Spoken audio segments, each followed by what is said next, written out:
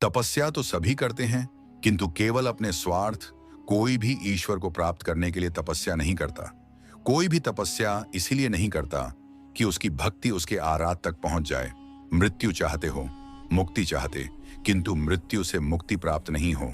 ना ही मृत्यु जीवन का अंत होती, सृष्टि ही जीवन, प्रकाश ही जीवन। और यदि जब हम नेत्र खोले और हमें प्रकाश की अनुभूति, ना तो इसका यह अर्थ नहीं कि प्रकाश कहीं प्रकाश है, आवश्यकता है, तो अपने नेत्र खोलकर अंधकार के परे देख। इस संसार में उन्नति तभी संभव है जब इस संसार में समानता हो। बराबरी को सर्वशक्तिशाली ही नहीं रहेगा तो कोई निर्बल नहीं होगा। यदि कोई बड़ा नहीं होगा तो कोई छोटा ही नहीं रह पाएगा।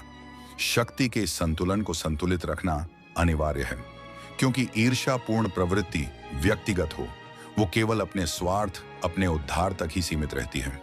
ईर्ष्या ही विष, जो व्यक्ति के हृदय में ना हारने की महत्वाकांक्षा को जन्म देती। जीतने की इस व्यवस्था से ग्रसित मनुष्य धर्म, अधर्म, न्याय, अन्याय, उचित, अनुचित का ज्ञान भूल जाता है। संवेदना, करुणा भूल जाता। उसे स्मरण रहता है तो केवल जीतना, भले वह छल कपट के माध्यम से ही क्यों ना हो। एक असुर था, एग्रफ। एक दिन वो ब्रह्मलोक गया और बड़ी ही चालाकी से उसने ब्रदेव से चारों वेद प्राप्त कर लिए और जाके समुद्र में छुप गया।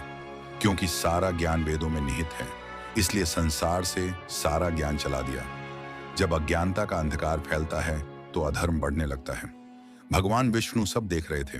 उन्हें झांत था शीघ्र पृथ्वी लोक पर प्रलय आने वाला है। के साथ चारों वेद भी लुप्त होने का भय था। ब्रह्मदेव सृजन करता है। वेदों के अभाव में पुनर्जन्म की प्रक्रिया को पूर्ण करना अत्यंत कठिन, इसीलिए ग से उन वेदों को पुनः प्राप्त करना अनिवार्य था। तो भगवान विष्णु ने क्या किया? भगवान विष्णु ने मत रूप धारण किया।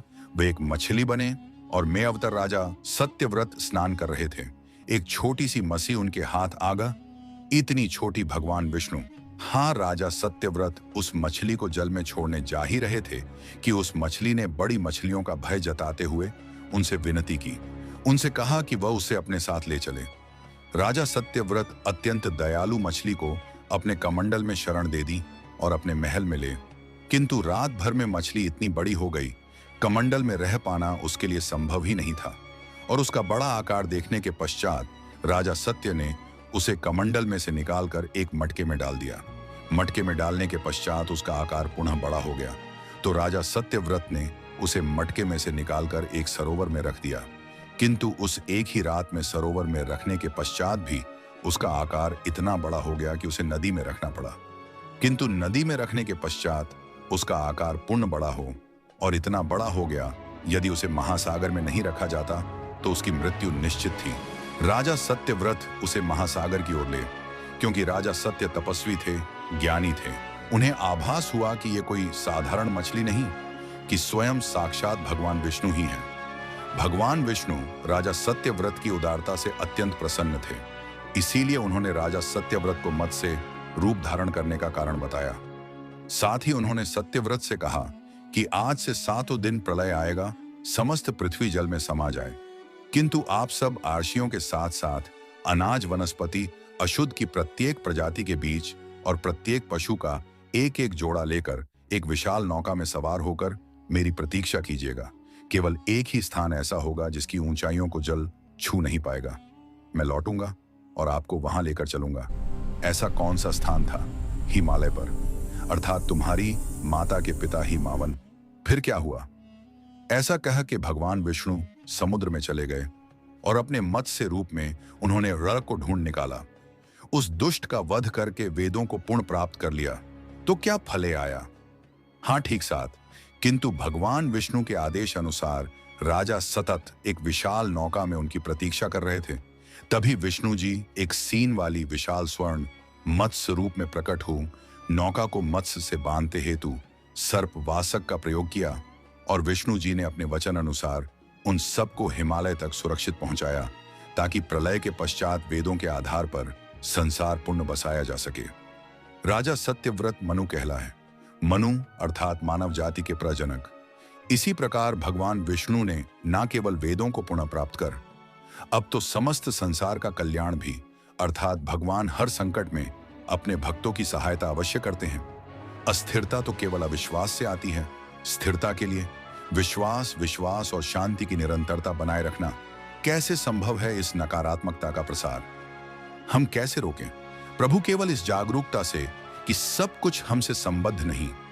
जब भी किसी व्यक्ति के कार्य में अहम भाव प्रबल हो, तो अहंकार व्यक्ति जैसा भी हो, उसे अस्तित्व केवल वैसा ही प्राप्त होता है। व्यक्ति यदि अपने कर्मों के लिए अपने को उत्तरदायी समझ तो वह स्वतंत्र था। जब तक व्यक्ति किसी और को उत्तरदायी समझेगा, तब तक वो निर्भर रहेगा। व्यक्ति यदि यह सोचे कि उसके दुख का कारण कोई और है, तो सुखी कैसे रह पाएगा? यह असंभव है, क्योंकि दूसरों को परिवर्तित करना उसके वश में नहीं। वो तो केवल अपने आप को परिवर्तित कर सकता है। यही एक स्वतंत्रता है। उसके पास जो पीड़ा है, जो कष्ट है, व्यक्ति के अपने फल हैं, अपने निर्णय के फल। और जिस दिन वह अपने निर्णय परिवर्तित कर ले, उसी दिन उसके जीवन में परिवर्तन भी आ जाए। जिन्होंने जीवन की प्रतिकणा सिखाई, उन सभी व्यक्तियों ने पृथ्वी को नर्क बनाने में अपना योगदान दिया। इसलिए अधिकांश व्यक्ति अपने दोष, अपनी त्रुटियां और अपनी व्यर्थ को जीवन पर आरोपित कर मुक्त हो जाते हैं। उन्हें लगता है कि जीवन ऐसा ही होता, और उसके समक्ष को वो ये नहीं समझते कि वो जिन प्रवृत्तियों को लिए वो प्रवृत्तियां दुख को जन्म देने वाली वृत्तियां हैं, वो अपनी अज्ञानता की गहराई से अनज, और वह अपने अहंकार में यह स्वीकार नहीं कर पाते कि वो तो कुछ जानते ही अहंकार सर्वथा का भ्रम उत्पन्न करता है। न जानने की स्वीकृति बहुत बड़ी विनम्रता है, और वही पवित्रता भी है। हमें संसार में संतुलन को बनाए रखने के लिए पवित्रता के आधिक्य की आवश्यकता है। किंतु प्रभु, इस पवित्रता में कौन से लक्षण अनिवार्य हैं? अनेकों लक्षण, किंतु इन परिस्थितियों में जो सबसे अधिक महत्वपूर्ण वो है सत्व, सकारात्मक ऊर्जा का सबसे पावन स्वरूप। सन इस सत्व पर मात्र विश्वास ही पर्याप्त है। व्यक्ति को सुरक्षित, एक बार व्यक्ति सतत पर विश्वास कर ले तो नकारात्मकता सदैव के लिए दूर हो जाती है और संतुलन होता। अहंकार तो हानिकारक है ही, किंतु सतीत्व पर अहंकार घातक होता है। जहां ना अमृत, ना विष, ना सुख, ना दुख, ना स्वर्ग, ना नर्क, परमानंद है, उसी परमानंद तक की यात्रा है तुम्हारी। यह यात्रा आनंद के सानिध्य की है। यह यात्रा सानिध्य के आनंद की है, और इस यात्रा में मैं प्रतिपल तुम्हारे साथ हूं। मुझे ढूंढो मत, केवल पहचानो तुम ही मैं हूं। मैं ही तू हर आरंभ का, मैं ही अंत हूं, और हर अंत सदैव मेरा ही आरंभ होगा। देव देव महादेव, शिवा देव देव, महादेव शिवा चंद्रमा। उसी जल में प्रतिबिंबित होता है जो जल शांत। फिर यही तो समस्या होती है, मन की मन कभी भी शांत नहीं हो पाता। जहां शांति नहीं, वहां कुछ भी नहीं रुकता। समुद्र की लहरों की भांति विचारों का उपद्र मन को निरंतर स्थिर रखता। कुछ भी सुनने और समझने के लिए मन का मौन रहना आवश्यक है, किंतु मन मौन रहना नहीं जानता। वो तो निरंतर कुछ ना कुछ कहता रहता है। प्रतिप शब्दों का आक्रमण चलता रहता